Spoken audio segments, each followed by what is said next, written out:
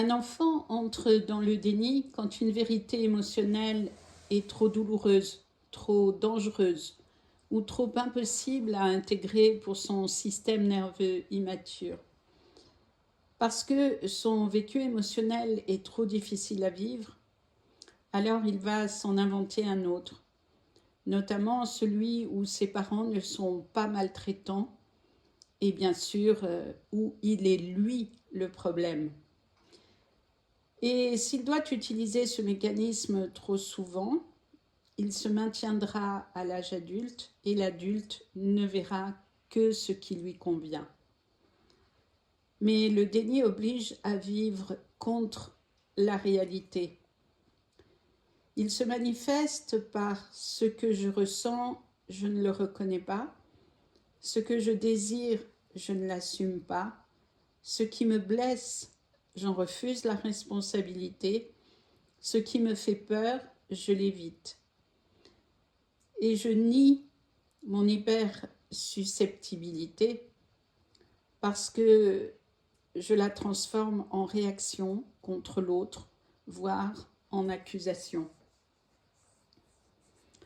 Ce n'est pas rationnel, c'est neurologique, et seules des expériences de vie difficiles pourront offrir une chance à l'adulte de sortir du mensonge créé pour se protéger. Mais cependant, le déni reste en place si l'adulte continue à éviter ses émotions, s'il reste dans des environnements porteurs de réussite qui confirment son faux self. Il n'a alors aucun intérêt à modifier quoi que ce soit de sa vie intérieure et extérieure, puisque de toute façon, il en est complètement inconscient. Ensuite, il ne choisira que des relations où il peut se cacher, bien sûr. Il ne s'autorisera pas à ressentir. Ce sera trop risqué pour lui. Et il ne côtoiera que des personnes qui ignorent et adhèrent à son faux self. Pour toutes ces nombreuses raisons, souvent, le masculin va fuir l'amour toute sa vie et la femme peut rester dépendante affective sa vie durant. Le déni naît dans l'enfance, quand la réalité vécue dépasse les capacités de l'enfant, comme par exemple l'inceste. C'est un mécanisme de survie, pas un défaut. C'est une violence que l'enfant se fait à lui-même en toute inconscience, bien sûr, pour s'adapter et parfois à l'innommable.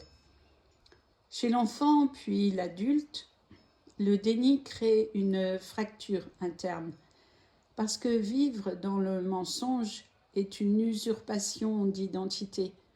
On se fait croire, ainsi qu'au monde, que l'on est quelqu'un d'autre.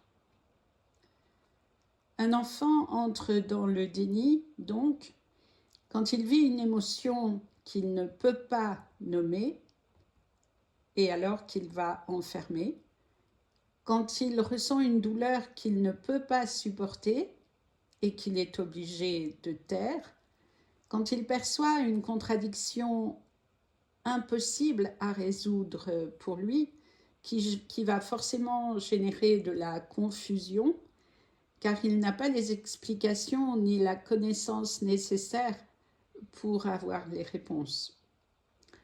Ensuite, parce qu'il dépend affectivement de la personne qui le blesse, il va alors aimer son bourreau parce que sa survie affective en dépend. Mais à quel prix?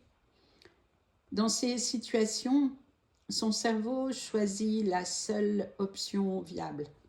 Ne pas voir la vérité, ne pas sentir la souffrance, ne pas savoir. Et de fait, c'est une anesthésie psychique et des parties du cerveau sont alors altérées, là où va se jouer une partie de ping-pong avec seulement des perdants au final. Et le déni se construit au moment où l'enfant doit protéger la figure d'attachement pour sa propre sécurité, bien sûr. D'autre part, Un enfant n'a pas la capacité de penser « mon parent est maltraitant », c'est-à-dire mon parent est toxique, dangereux, incohérent, humiliant ou absent. Alors il va nier la violence, la froideur, l'humiliation, l'injustice, l'abandon, la peur. Ainsi, il va gommer la réalité de son vécu au profit d'une réalité supportable, mais fausse pour pouvoir aimer ce parent maltraitant. Il préfère croire que tout va bien, que le parent l'aime, que c'est lui le problème et qu'il doit s'adapter. Ce déni, bien sûr, est une stratégie d'attachement, mais devient un faux self parce que l'enfant doit se couper de lui-même pour se faire croire autre chose que la vérité qu'il vit. Quand les émotions, les siennes, sont interdites, ridiculisées ou punies, l'enfant apprend à ne plus sentir, ne plus exprimer, ne plus demander, ne plus protester et ne plus exister dans sa vérité. C'est pour cela qu'un adulte peut fuir l'amour sans comprendre pourquoi et toute sa vie. Il peut exploser de colère pour un rien parce que sa sensibilité, trop de fois traumatisée, est à fleur de peau et s'est transformée en hyper-susceptibilité et hyper-réactivité. Il peut nier ses besoins, bien sûr, ses blessures, ses peurs, parce qu'il a fermé la porte à tout ce qui est susceptible de le faire souffrir, de contrariant ou de dérangeant. Il peut aussi rester dans des relations toxiques parce qu'il n'a connu que cela en tant que victime ou bien bourreau. Ensuite, il peut et probablement va se sentir illégitime parce qu'il n'a jamais été autorisé à être lui, et cela pendant une grande partie de sa vie, voire toute sa vie, mais ça restera inconscient dans ses profondeurs et ça générera beaucoup de mal-être intérieur sans qu'il sache pourquoi. Donc un enfant entre dans le déni pour survivre et l'adulte y reste par habitude neurologique. Pourquoi le déni empêche le bonheur? Parce que si au départ il est une protection dans l'enfance, il devient forcément une prison à l'âge adulte et une armure émotionnelle. Il y a une dissociation entre ce que l'adulte pourrait ressentir émotionnellement et ce qu'il croit devoir faire pour se protéger. Et la personne n'est pas libre, mais contrôlée par son faux self en permanence. En tout cas, dès qu'il y a une tierce personne.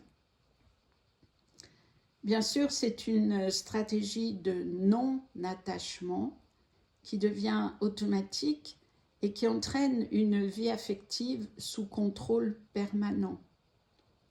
Donc, c'est aussi une grande perte d'énergie qui entraîne tristesse, dépression, confusion intérieure. Cependant, il est important, bien sûr, de voir que l'adulte ne nie pas par choix.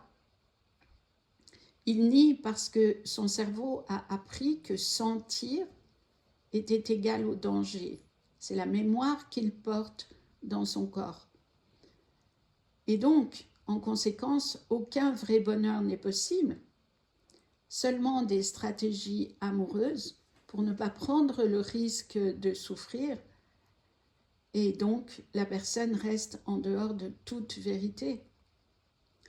S'il fait le choix de ne pas regarder pour ne pas voir son comportement, alors la vérité bien sûr de son comportement, alors le corps le manifestera dans la difficulté, alors qu'un regard conscient et sans jugement aurait pu t'empêcher bien des souffrances, qu'elles soient intérieures ou physiques.